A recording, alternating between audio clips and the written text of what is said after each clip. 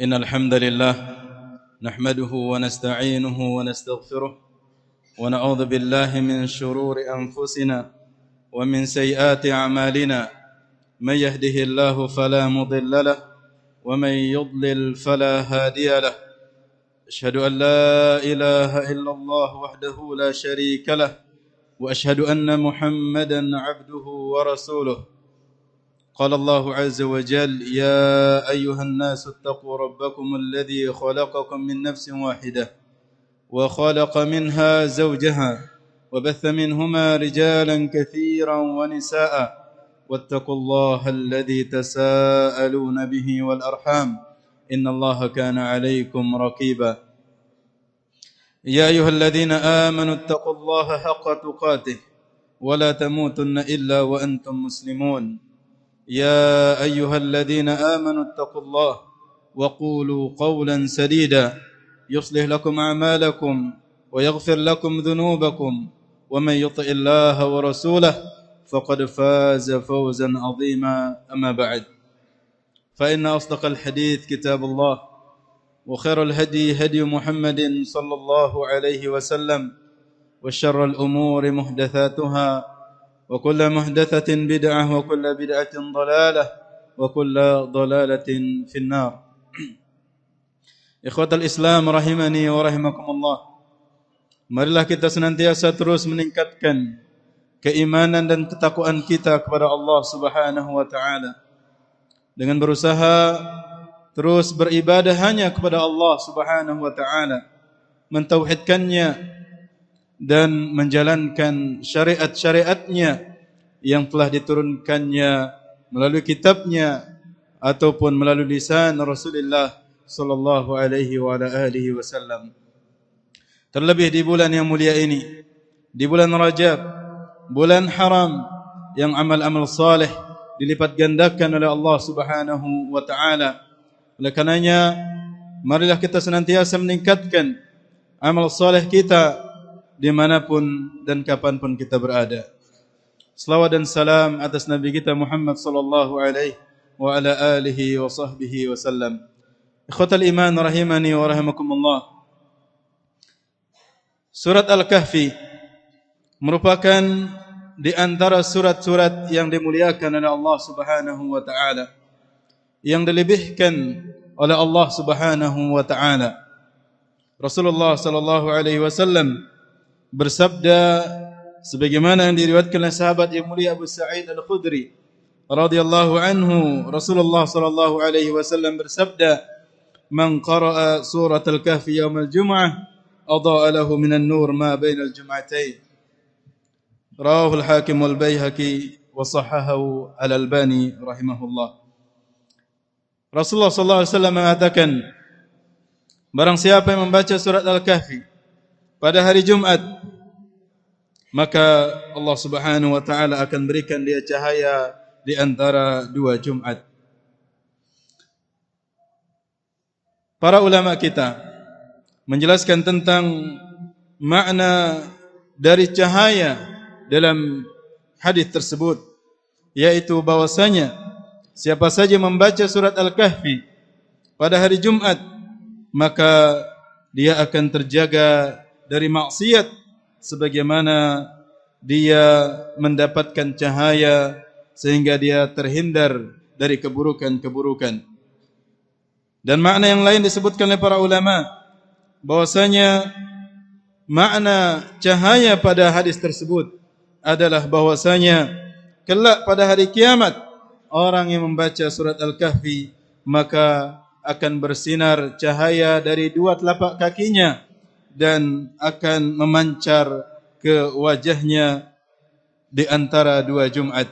Dan inilah makna yang lebih tepat, bahwasanya orang yang membaca surah Al-Kahfi maka pada hari kiamat dia akan diberikan cahaya oleh Allah Subhanahu wa taala. Dalam hadis yang lain Rasulullah sallallahu alaihi wasallam bersabda dari Abu Darda radhiyallahu anhu bahwasanya Nabi sallallahu alaihi wasallam mengatakan, "Man hafidha 10 ayatin min awwali suratil Kahfi usima minad dajjal."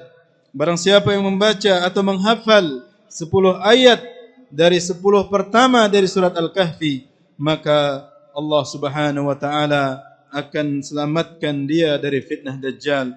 Rawahu Muslim. Ikhwatal iman rahimani wa rahmakumullah.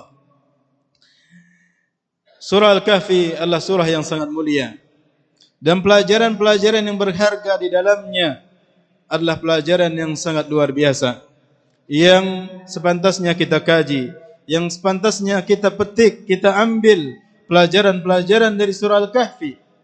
Karena sungguhnya tujuan kita membacanya bukan sekedar membaca setiap hurufnya, akan tapi lebih dari itu mentadabburinya guna untuk mendapatkan faedah-faedah, pelajaran-pelajaran dari surah Al-Kahfi sehingga kita bisa mengamalkannya.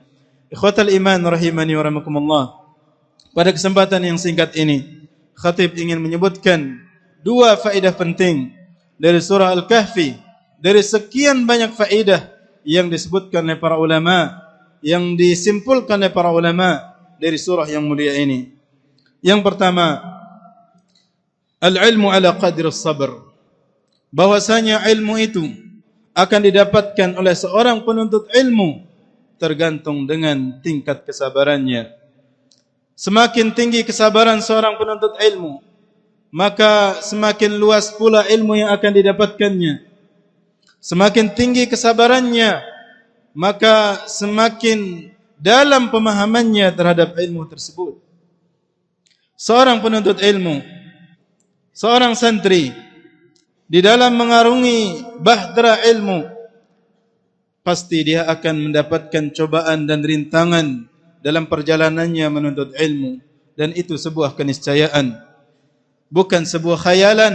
Akan tapi rintangan dalam menuntut ilmu bagi penuntut ilmu itu adalah suatu yang pasti. Entah itu rintangan itu muncul dari dirinya, muncul dari temannya, muncul dari keluarganya, atau mungkin faktor-faktor lain. Oleh karenanya ikhwatal iman, para santri, para penuntut ilmu, hendaklah kalian bersabar dalam menapaki jalan menuntut ilmu. Karena sungguhnya menuntut ilmu pasti akan ada rintangan dan cobaannya. Bersabarlah dalam ikhlas menuntut ilmu, karena keikhlasan itu butuh kesabaran. Bersabarlah dalam membaca ilmu, bersabarlah dalam menghafalnya, bersabarlah dalam memahaminya, dan bersabarlah dalam menyebarkan ilmu tersebut. Jika seorang penuntut ilmu hilang kesabarannya di dalam menuntut ilmu, maka dia akan gagal dalam menuntut ilmu. Dia tidak akan mendapatkan ilmu. Maka seorang penuntut ilmu hendaklah dia bisa menyikapi awaiqut talab, penghalang-penghalang di dalam menuntut ilmu. Dan di antara penghalang yang besar bagi seorang penuntut ilmu adalah hilangnya keikhlasan dari dirinya, rusaknya keikhlasan dari dirinya. Maka bersabarlah dalam memperbaiki hati anda dalam menuntut ilmu. Bersabarlah dalam memelihara keikhlasan dalam hati anda dalam menuntut ilmu. Setiap anda menghadiri majelis ilmu, setiap anda masuk ke ruang kelas untuk mendengarkan ilmu dari seorang ustaz, maka sebelum anda memasuki kelas tersebut, sebelum anda memasuki majelis ilmu tersebut, maka periksalah niat anda. Al-Imam Ibnu Mubarak mengatakan awwalul ilmi an-niyah. Perkara yang pertama, tahapan pertama dalam menuntut ilmu adalah memperbaiki niat. Kemudian thummal istima', kemudian baru mendengar dengan baik. Thummal faham, kemudian memahami apa yang disampaikan oleh seorang ustaz, seorang syekh. Kemudian thummal hifdhu, kemudian berusaha menghafalnya. Thumma al-amal, kemudian mengamalkan ilmu yang sudah kita hafalkan. Karena amal tidak akan melahirkan, karena ilmu tidak akan melahirkan amal kalau ilmu itu tidak kita hafalkan. Thumma an-nashr, kemudian menyebarkan ilmu tersebut. Jadi belajarlah untuk sabar dalam tahapan-tahapan menuntut ilmu. Kemudian seorang penuntut ilmu hendaklah bersabar di dalam menjalankan perintah-perintah Allah Subhanahu wa taala, menjalankan ibadah-ibadah wajib, bersabar dalam melaksanakan ibadah-ibadah sunnah, dan bersabar dalam menjauhi kemaksiatan-kemaksiatan. Karena sungguhnya ilmu itu akan terhalang dari seorang penuntut ilmu jika dia bermaksiat kepada Allah Subhanahu wa taala. Hendaklah seorang penuntut ilmu menghiasi dirinya dengan ketakwaan kepada Allah Subhanahu wa taala. Wattaqullah wa yu'allimukumullah.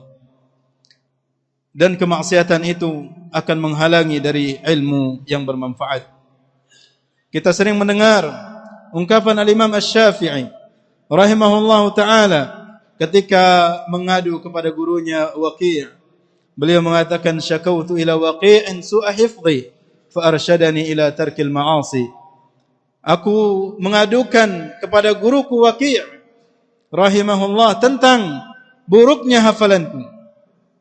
Kemudian beliau mengarahkanku untuk meninggalkan kemaksiatan. Wa akhbarani bi anna al-ilma nurun wa nurullah la yuhda li'asin. Dan beliau mengabariku bahwasanya ilmu itu adalah cahaya dan cahaya itu tidak akan diberikan kepada pelaku maksiat. Ikhwatal iman rahimani wa rahimakumullah. Bersabarlah dalam menuntut ilmu. Ambil pelajaran dari kisah Nabi Musa alaihissalam di dalam surah Al-Kahfi yang disebutkan bahwasanya beliau diperintahkan oleh Allah Subhanahu wa taala untuk mencari ilmu kepada seorang alim, yaitu Nabi Khidir alaihissalam. Namun beliau tidak bersabar di dalam menuntut ilmu, dalam menemani Khidir alaihissalam, sehingga beliau pun luput dari faedah-faedah atau ilmu yang dimiliki oleh Nabi Khidir. Namun beliau sangat bersungguh-sungguh dalam menuntut ilmu. Ketika perjalanan menuntut ilmu, Nabi Musa alaihissalam kehilangan bekal. Falamma jawaza qala li fatahu atina ghada'ana laqad laqina min safarina hadha nasaba. Ketika beliau sampai, mereka berdua sampai di sebuah tempat untuk makan karena mereka sangat kelaparan, kelelahan. Namun ketika beliau membuka bekal beliau, ternyata bekal itu hilang. Ini menunjukkan bahwasanya ikhwatal iman, para penuntut ilmu rahimani wa rahimakumullah, seorang penuntut ilmu akan diuji oleh Allah Subhanahu wa taala dengan kehilangan barang-barang berharganya, kehilangan hal-hal yang berharga yang dia miliki. Entah itu kehilangan bekalnya, kehilangan keluarganya, kehilangan hal-hal yang mulia yang dia miliki. Maka bersabarlah wahai para penuntut ilmu. Ikhwatal iman rahimani wa rahimakumullah. Kemudian faidah yang kedua dari surah Al-Kahfi, bahwasanya di dalam surah Al-Kahfi Allah Subhanahu wa taala menyebutkan tentang kisah beberapa orang pemuda yang berusaha menjaga keimanan mereka, menjaga tauhid mereka, sehingga mereka lari, dikejar oleh musuh-musuh mereka, sehingga mereka bersembunyi di sebuah gua. Dan di dalam gua itu mereka bersembunyi selama 309 tahun. Selama 309 tahun mereka bersembunyi dalam gua itu dalam keadaan tidur. Dari sini para ulama menyimpulkan sebuah faedah yang sangat agung, yaitu bahwasanya dengan sebab tauhid, dengan sebab iman, Allah Subhanahu wa taala akan menjaga hamba-hambanya. Lihat ashabul kahfi, Allah Subhanahu wa taala jaga mereka selama 309 tahun di dalam tidur mereka di dalam gua, tanpa ada yang menyakiti mereka, tanpa mereka makan, tanpa mereka minum selama 300 tahun lebih. Ini sebuah penjagaan yang luar biasa yang tidak ada yang mampu menjaga mereka kecuali hanya Rabbul Alamin, Allah Subhanahu wa taala. Maka orang-orang yang bertauhid hendaklah yakin akan penjagaan Allah Subhanahu wa taala. Apapun fitnah, apapun cobaan, apapun ujian, apapun ancaman dan intimidasi, seorang muslim hendaklah bergantung kepada Allah Subhanahu wa taala, zat yang maha menjaga, zat yang tidak ada yang bisa melawannya. Dialah Allah Subhanahu wa taala. Hendaklah kita menggantungkan urusan kita hanya kepada Allah Subhanahu wa taala. Apapun ancaman, apapun intimidasi dari orang-orang yang memusuhi Allah Subhanahu wa taala, yang memusuhi tauhid, maka ancaman itu tidaklah berharga di hadapan orang-orang yang beriman, tidaklah berharga di hadapan orang-orang yang bertauhid, karena mereka yakin Allah lah sebaik-baik penjaga. Wallahu khairun hafidha wa huwa arhamur rahimin. Dialah Allah Subhanahu wa taala sebaik-baik pelindung, sebaik-baik penjaga, dan dialah zat yang maha pengasih. Ikhwatal iman rahimani wa rahimakumullah. Maka yakinlah akan penjagaan Allah Subhanahu wa taala dengan kita berusaha menjaga hak-hak Allah Subhanahu wa taala, menjaga kewajiban-kewajiban kita terhadap Allah Subhanahu wa taala. Yakinlah Allah Subhanahu wa taala akan berikan penjagaannya kepada kita. Ihfazillah yahfazka. Jagalah Allah Subhanahu wa taala, niscaya Allah akan menjagamu. Yakinlah akan penjagaan Allah Subhanahu wa taala. Tentunya dengan kita berusaha menjaga hak-hak Allah Subhanahu wa taala. Dan hak terbesar yang dimiliki oleh Allah Subhanahu wa taala adalah tauhid. Mentauhidkannya. Jangan pernah melepas tauhid.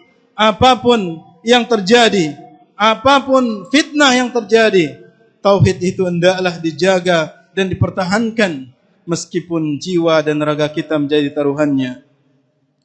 Tauhid adalah bekal utama kita. Tauhid adalah bekal keselamatan kita.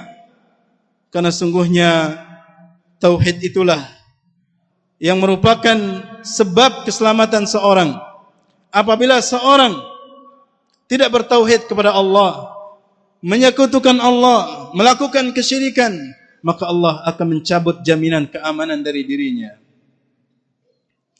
Alladzina amanu wa lam yalbisu imanahum bidzulmin ulaika lahumul amnu wa hum muhtadun. Orang-orang yang beriman yang tidak mencampuri keimanannya dengan kezaliman, yaitu kesyirikan, merekalah yang akan mendapatkan jaminan keamanan, dan merekalah orang-orang yang mendapatkan petunjuk. Maka ikhwatal iman rahimani wa rahimakumullah, yakinlah akan penjagaan Allah Subhanahu wa taala dengan kita mentauhidkannya, maka Allah Subhanahu wa taala akan menjaga kita. Barakallahu li wa lakum fil Qur'ani was sunnah wa nafa'ani wa iyyakum bima fihima minal ayati wal hikmah. Aqulu qali hadza wa astaghfirullah li wa lakum fastaghfiruh innahu huwal ghafurur rahim.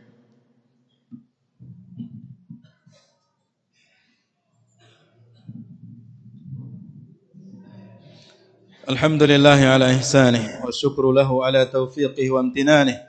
Ashhadu an la ilaha illallah wahdahu la syarika lah ta'ziman li sya'nih, wa ashhadu anna Muhammadan abduhu wa rasuluh ad-da'i ila ridwanih. Ikhwatal iman rahimani wa rahimakumullah. Allah Subhanahu wa taala mengabarkan bagaimana cara Allah Subhanahu wa taala menjaga hambanya yang senantiasa menjaga hak-hak Allah, yang menjaga syariat-syariat Allah Subhanahu wa taala. Allah Subhanahu wa taala berfirman, "Lahu mu'aqqibatun min baini yadayhi wa min khalfihi yahfazunahu min amrillah." Sungguhnya manusia itu diberikan malaikat-malaikat yang menjaga mereka di depan-depan mereka dan di belakang mereka. Yahfazunahu min amrillah. Malaikat-malaikat itu menjaga mereka atas perintah Allah Subhanahu wa taala. Inilah di antara cara Allah Subhanahu wa taala menjaga hambanya.